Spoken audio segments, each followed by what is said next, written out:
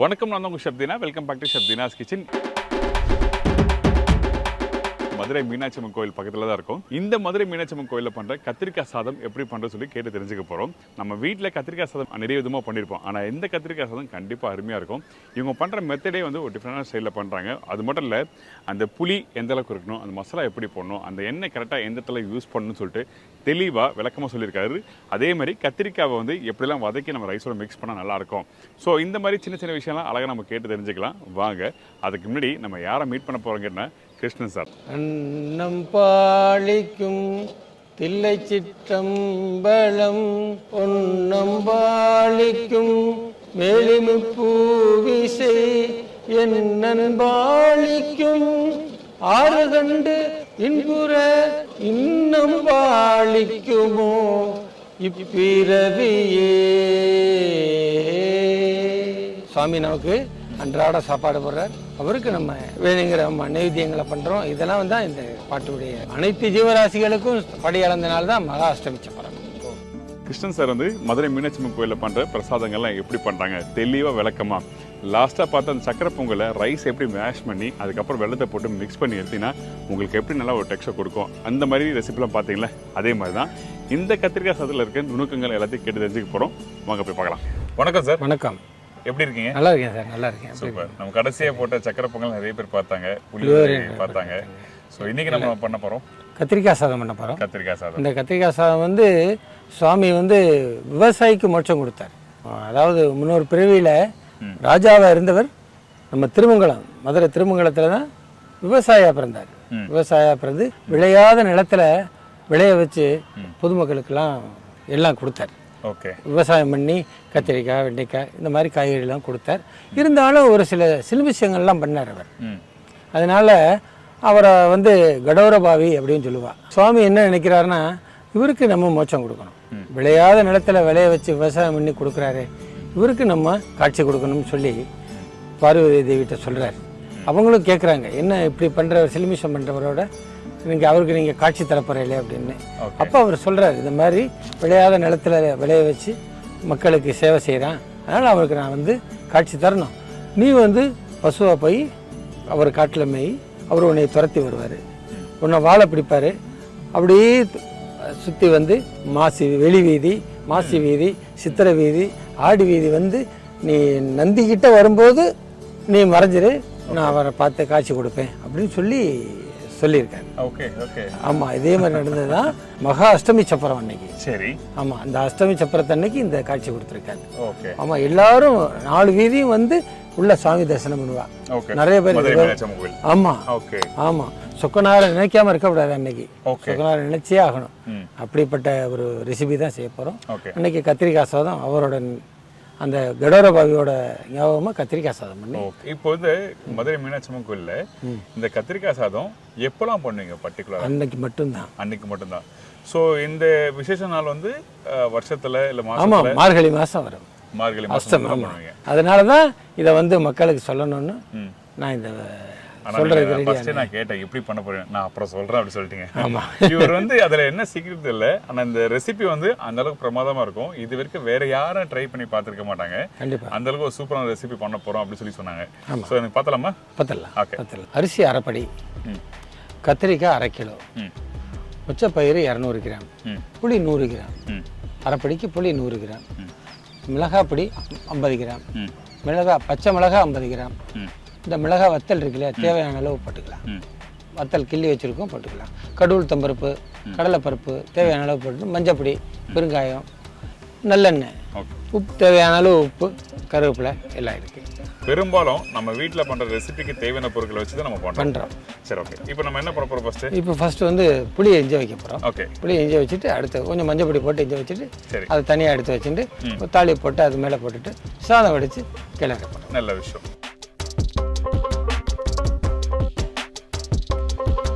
இப்போ புளி தண்ணி ஊற்றிருக்கோம். ஆமாம். இதுக்கப்புறம் நம்ம என்ன பண்ணுறோம்? லைட் மஞ்சள் பொடி கொஞ்சம் போடுறோம். ஓகே. சின்ன ஸ்பூனில் 2 டீஸ்பூன். இதுக்கப்புறம் இது நல்லா இஞ்சினோன்னு எடுத்து வச்சிடும். அதாவது நல்லா சுண்டணும். ஆமாம், சுண்ட இஞ்சினோன்னு எடுத்து வச்சுட்டு இந்த மொச்சப்பயிரை தனியாக வேக வச்சு எடுத்துக்கணும். ஓகே. எடுத்து வச்சுட்டு கடவுள் பருப்பு தாளிப்பு, கடலைப்பருப்பு தாளிச்சிட்டு நல்லா வத்தல் போட்டு கருவேப்பிலை போட்டுட்டு அது தனியாக, அதுக்கப்புறம் நம்ம கத்திரிக்காயை சரி. தனியாக வதக்கணும். ஓ, தனியாக வதக்கணும். அதில் வந்து நீர் விடும், அதையும் வடிச்சிட்டு மொத்தமாக எல்லாத்தையும் மிக்ஸ் பண்ணால் சிக்கன் எல்லாமே தனித்தனியாக ரெடி பண்ணி வைக்கணும். ஆமாம், நம்ம தேவையான பொருட்கள் வீட்டில் எப்படி ரெடி பண்ணுறோமோ அது மாதிரி தனித்தனியாக நல்லா காய்ச்சிட்டு எடுத்து வச்சிடணும். கத்திரிக்காவை நல்லா வதக்கணும். எந்த சமையல்னாலுமே சாம்பார், ரசம், கூட்டு, பொரியல் எல்லாத்துக்குமே தனித்தனியாக தாளிப்பு போட்டு அது ஒரு சுவை, டேஸ்ட், அது ஒரு சுவை இருக்கும். இது கிட்டத்தட்ட வந்து இந்த ரெசிபி புளி சாதம் பண்ணுற மெத்தட் வருமா? எப்படி இது புளி சாதம் பண்ணுற மெத்தடும் வராது, சாம்பார் சாதம் பண்ணுற மெத்தடும் வராது. இது வேற, இது மெத்தடு வேற. ஏன்னா நீங்க சொல்லும் போது வந்து அந்த அளவுக்கு அருமையான ரெசிபி, நல்லா இருக்கும். மொச்சை கத்திரிக்காய் இதெல்லாம் போட்டு நார்மலாக மொச்சை கத்திரிக்காய் மசாலா போடுவோம், இல்லை சாம்பார் சாதத்துக்கு யூஸ் பண்ணியிருப்போம்.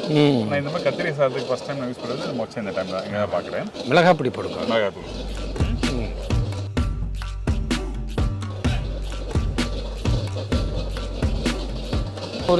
ஒரு டீஸ்பூன் போடுங்க. ஓகே. அதாவது இந்த ரெசிபிக்கு வந்து நீங்க சொன்ன குவாண்டிட்டி புளிக்கு வந்து இந்த மாதிரி சின்ன ஸ்பூன்ல 4.5 ஸ்பூன் போட்டுருக்கோம். அதாவது டீஸ்பூன்னா ஒரு 2 டீஸ்பூன் கரெக்டா இருக்கும். கண்டிப்பா. சரிங்களா? இப்போ இஞ்சி இருக்கு, புளி இஞ்சி இருக்கு. நல்லா சுண்ட சுண்ட கடைசியா மிளகாய் தூள் போட்டுருக்கோம். ஓகே. நம்ம கிட்ட இருக்க இந்த காடியா நல்லெண்ணெய் யூஸ் பண்றோம். கண்டிப்பா. நல்லெண்ணெய் எதுக்கு யூஸ் பண்றோம்னா சூடுன்னு சொல்லுவா இல்லையா, ஆமா, அதெல்லாம் வந்து குறைக்கும். டெய்லியே அடி வயிற்றுல தடவிண்டா போதும். நல்லெண்ணெய் அடி சூடு, வயிற்று வலி அதெல்லாம் கொஞ்சம் கொஞ்சம் குறையும். ஆமாம், இந்த மாதிரி குணங்கள் இருக்கிறதுனால நல்லெண்ணெய் யூஸ் பண்ணுறோம். ஓகே. இப்போ கோவிலில் வந்து நல்லெண்ணெய் தான் யூஸ் பண்ணுறோம். நல்ல விஷயம். இப்போ கடுகு உளுத்தம் இதுக்கப்புறம் கடலைப்பருப்பு போடுறோம். கடலைப்பருப்பு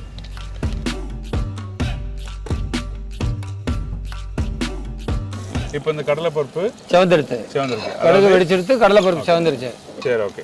சரியா? இந்த மாதிரி.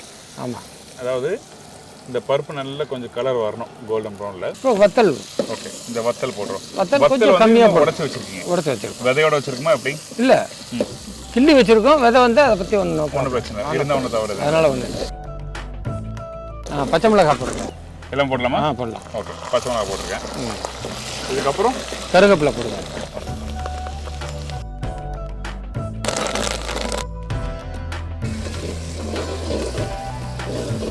இப்போ தாளிப்பு எல்லாத்தையும் போட்டுடுறோம்.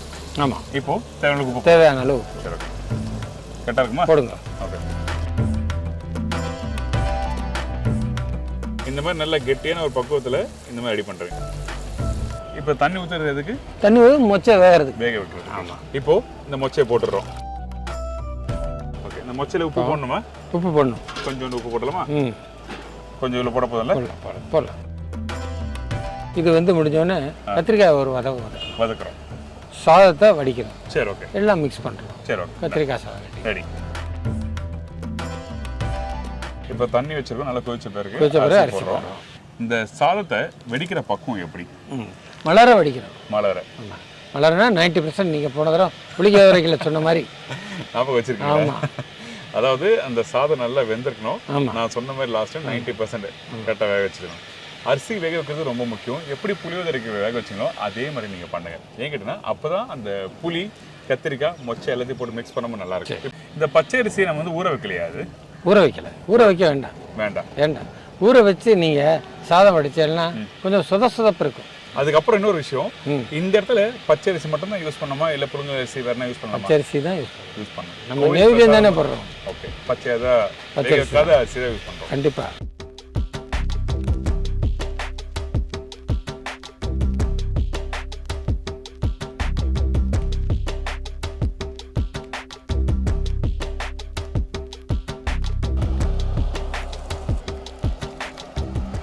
சாதம் கொதிச்சு எடுத்துனா ஓகே, சாதத்தை மேலாப்புல எடுத்து பார்த்தாலே தெரிஞ்சு போயிடும். அதனால தான் சொன்னாங்க ஒரு பானை சொத்துக்கு ஒரு சோறு பானை. ஓகே.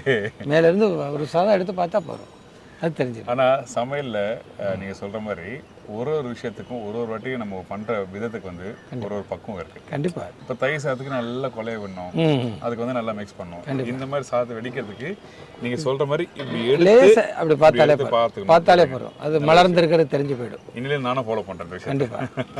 இப்போ இந்த அரிசி எவ்வளோ வந்திருக்கு? இன்னும் 3/4 வேக்காடு ஆயிருக்கு. இன்னும் கொஞ்சம் வேகம். இன்னும் கொஞ்சம் சரி ஓகே. இன்னும் ஒரு 5%. இந்த கத்திரிக்காய் சாதம் வந்து நீங்கள் எப்போ ஐ மீன் இங்கே மதுரை மீனாட்சி அம்மன் கோயில் வந்து தான் வந்து இது பண்ண ஆரம்பிச்சிங்களா இல்லை அதுக்கு முன்னாடியே நீங்கள்? அதுக்கு முன்னாலே நான் பண்ணுவேன். நான் வந்து நாங்கள் இங்கே தானே இருந்தோம். சரி ஓகே. கத்திரிக்காய் சாதம் அதுக்கு முன்னாலே பண்ணுவேன். சாதம் நல்லா வெந்திருக்கு. கையில் எடுத்து பண்ணலாமா? பார்க்கலாம். வெந்திருக்கு. அதாவது நல்லா கொஞ்சம் சாஃப்டாக இருக்குது. இப்போ வெடிச்சா கரெக்டாக இருக்கும். அந்த புளி எல்லாம் மிக்ஸ் பண்ணுறது கரெக்டாக இருக்கும். ஓகே.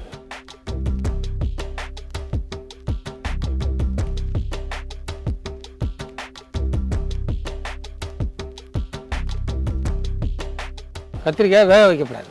சரி ஓகே. எண்ணெயில் வதக்கணும். ஓகே. இப்போ இந்த இடத்துல என்னென்ன யூஸ் பண்ண போகிறோம்? நல்லெண்ணெய் தான் ஊற்றணும். நல்லெண்ணெய்.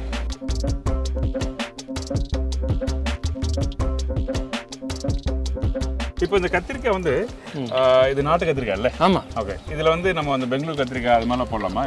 இதுதான் நல்லா இருக்கும். டேஸ்ட் நல்லா இருக்கும். டேஸ்ட் நல்லா இருக்கும். ஓகே. நாட்டு கத்திரிக்காய் தான். ஆமாம். ஏன்னா நம்ம ஊரில் பார்த்தீங்கன்னா அந்த நாட்டு கத்திரிக்காயில் அந்த சாம்பார் ரொம்ப நல்லாயிருக்கும். அருமையாக. அதுவும் பர்டிகுலராக அந்த விறகு அடுப்பில் செய்கிற சாம்பார் வந்து லைட்டாக புகை வாசனை இருக்கும், ஆனால் டேஸ்ட் நல்லாயிருக்கும்.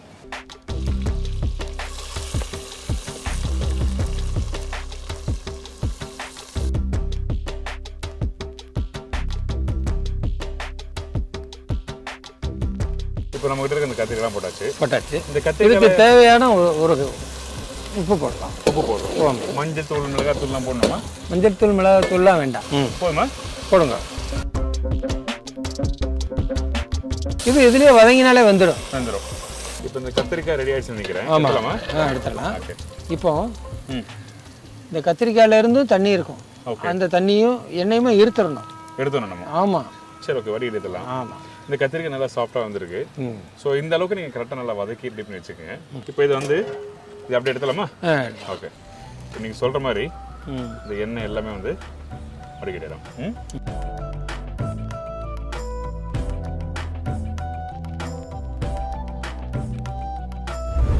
இப்போ இந்த மொச்சையும் நல்லா வந்துடுது. மசிகிற அளவுக்கு கையில் அப்படின்னா மசிஞ்சிடும். ஓகே. இப்போ இந்த மொச்சை இந்த மாதிரி தான் வடிகட்டணும். ஆமாம். கண்டிப்பாக தண்ணியே இருக்கக்கூடாது. சுத்தமாக நல்லா சாதத்தை நல்லா வேக வச்சு எடுத்து மலர வச்சிருக்கு. அதே டைமில் நல்லா உதிரியாகவும் நல்லா சூப்பராக கண்டிப்பாக கரெக்டாக வந்துருக்கு. இதுக்கப்புறம் மேலே கொஞ்சம் கருவேப்பிலை லேசாக தூக்கும். பச்சை கருவேப்பிலை தூக்கும். கொஞ்சம் நல்லெண்ணெய் விடுங்க. ஓகே. இதுக்கப்புறம் கொஞ்சம் நல்லெண்ணெய் விடுங்க. நம்ம கிட்ட இருக்க இந்த காடை நல்லெண்ணெய்.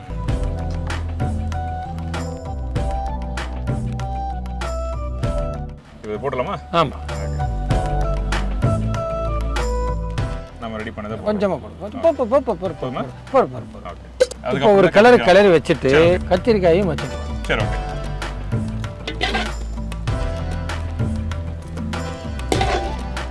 மிக்ஸ் பண்ணும்போது எப்படி அது மேலோட்டமாக அப்படி மிக்ஸ் பண்ணணும்? அப்படி லேசாக பரட்டணும். ஓகே. உதிரியாக வரணும். ஆமாம்.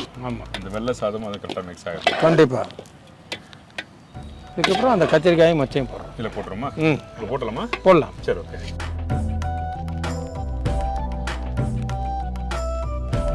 இதோட கத்திரிக்காய் போடுறோமா இப்படி இல்லை கடைசியாக போடுறோமா? கத்திரிக்காய் கடைசியாக பரட்டி முடிச்சோன்னே போட்டது தான். ஆமாம். ஓகே.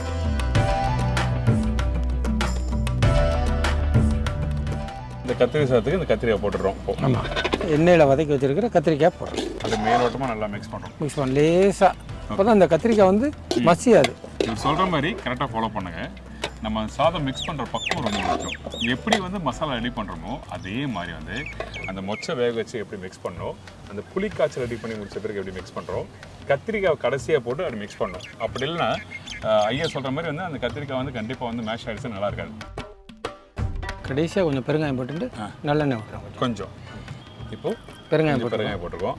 அடுத்தது நல்லெண்ணெய்.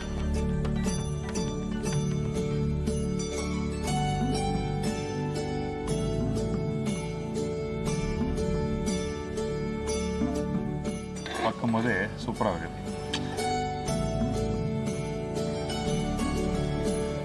Wow super. இப்போ கொஞ்சம் கத்திரிக்காய் மேலே போட்டு கார்னிஷ் மாதிரி. ஓகே. அவ்வளோ பச்சை கருவேப்பிலை பார்க்கறதுக்கு கொஞ்சம் அப்படி க்ரீன் கலரில் அப்படி இருந்தால் சூப்பராக இருக்கும். Okay super. இப்போ இந்த கத்திரிக்காய் இந்த மொச்சை இதெல்லாம் போட்டு சாப்பிட போகிறோம். அதாவது கோயில் பிரசாதம், மதுரை மீனாட்சி அம்மன் கோயில் பண்ணுற கத்திரிக்காய் சாதம்.